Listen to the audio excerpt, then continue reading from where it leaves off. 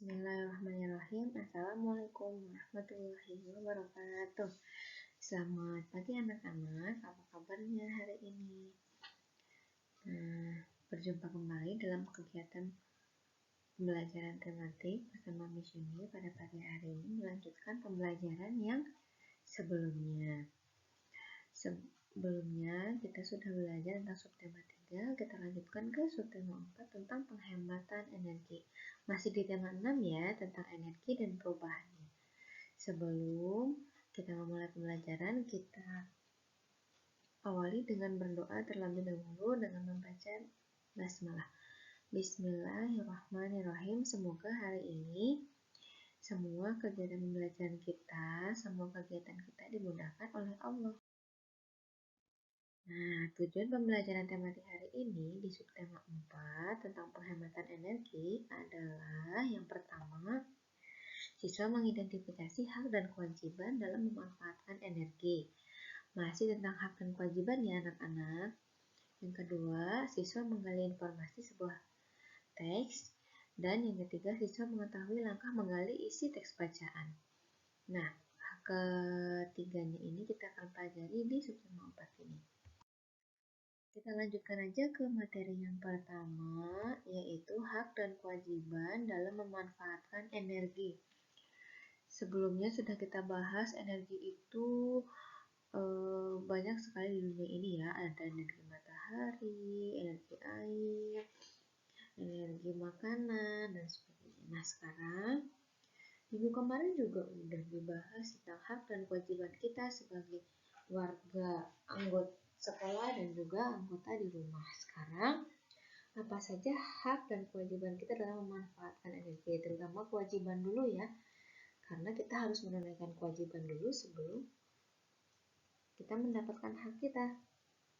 Nah, kewajiban kita dalam menjaga energi di alam yaitu yang pertama, kita wajib untuk menjaga dan melestarikan alam supaya ketersediaan air itu lebih terjaga.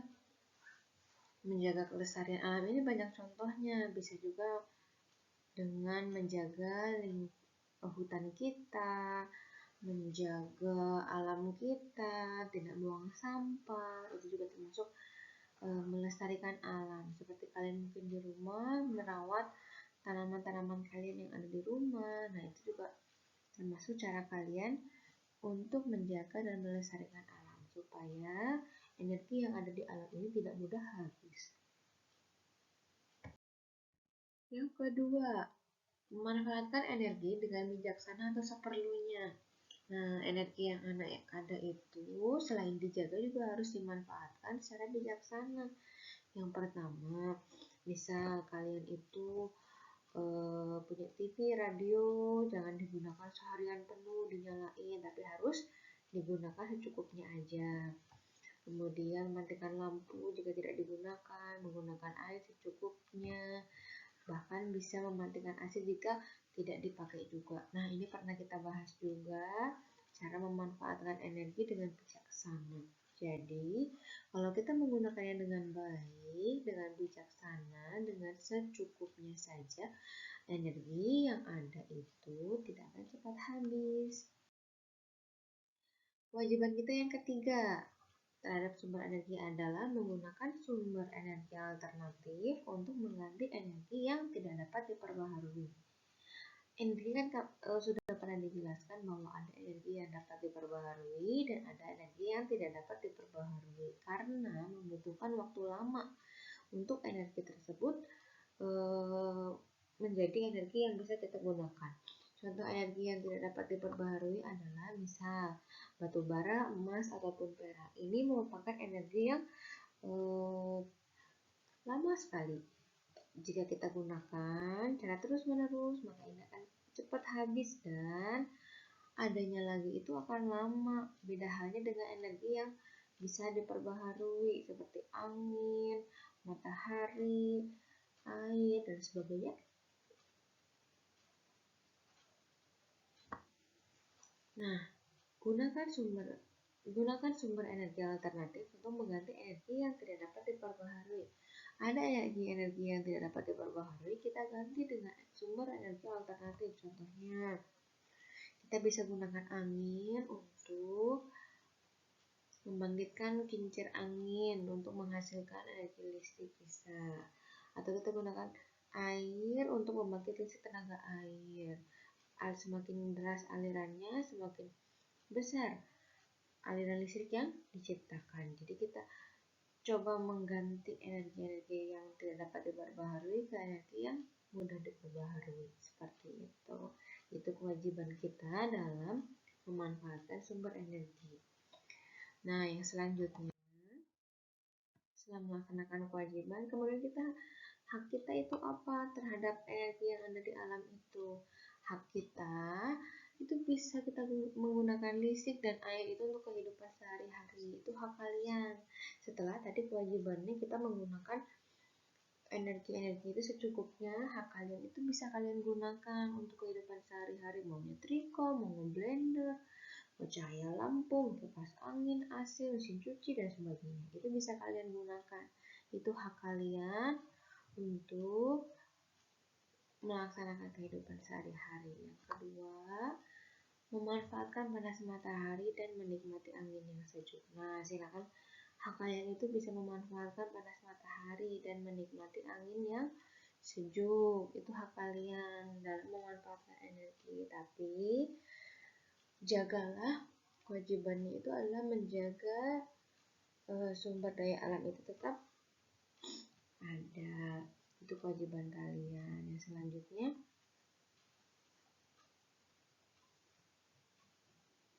menikmati lingkungan yang asri dan indah. Nah, kalau kalian itu bisa memanfaatkan alam dengan baik, alam itu bisa meregenerasi sendiri, kemudian dia akan jadi sebuah lingkungan yang bagus dan indah. Hak kalian itu bisa kalian nikmati pemandangan tersebut. Tapi kalau kalian tidak bisa menjaga sumber daya alam atau lingkungan dengan baik, maka rusak yang ada bisa menimbulkan bencana jika kalian tidak bisa memanfaatkan lingkungan atau energi yang ada. Seperti itu hak kita ya, bisa pakai listrik, bisa pakai air, bisa menggunakan panas, matahari, angin yang sejuk setiap harinya. Lingkungan yang asri itu semua Allah berikan untuk kita, dan kita wajib bersyukur sebagai umat manusia. Tidak boleh sombong karena udah dikasih sama Allah, kemudian kita sombong, lupa, kemudian boros, maka akhirnya Allah berikan bencana untuk memperingatkan. Nauzubillah min dzalik. Semoga tidak sampai seperti itu ya.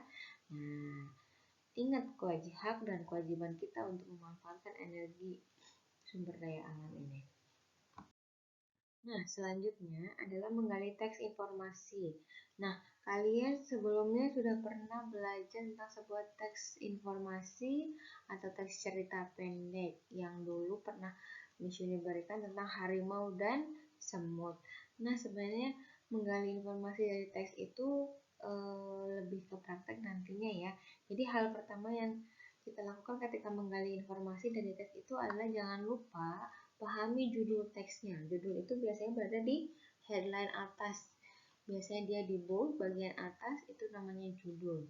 Kemudian kalian pahami juga ide pokok paragrafnya. Jadi setiap bacaan-bacaan yang ada di teks tersebut itu kalian pahami dan kemudian kalian cerna apa isi dari cerita tersebut. Yang kemudian kalian bisa membuat daftar pertanyaan untuk mencari isi atau untuk mencari apa saja makna dari teks tersebut. Kalian bisa buat pertanyaan dengan cara apa isi dari teks tersebut, di mana itu terjadi, kapan itu terjadi, bagaimana itu bisa terjadi dengan 5W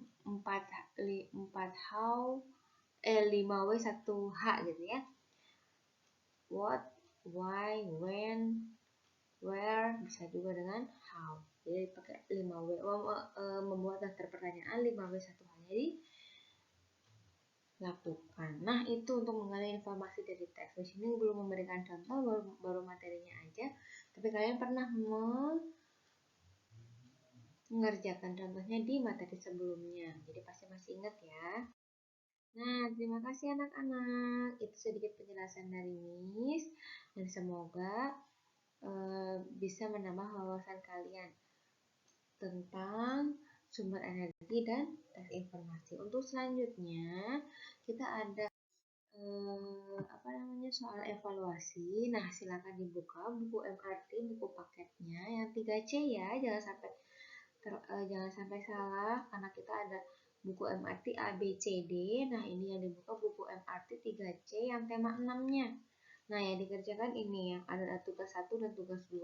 Halaman 167 A, pilihan ganda maksudnya ya, nomor 1 sampai 4 dan halaman 169 B, nomor 102. Nomor 1 dan 2, maaf. Yang kedua, halaman 107 A, nomor 1 sampai 8 dan 171 nomor 1 sampai 4. Nah, itu ya.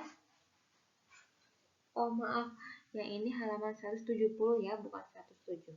Gitu, silakan dikerjakan dulu, nanti kita evaluasi langsung atau kita bahas langsung di Zoom meeting. Terima kasih.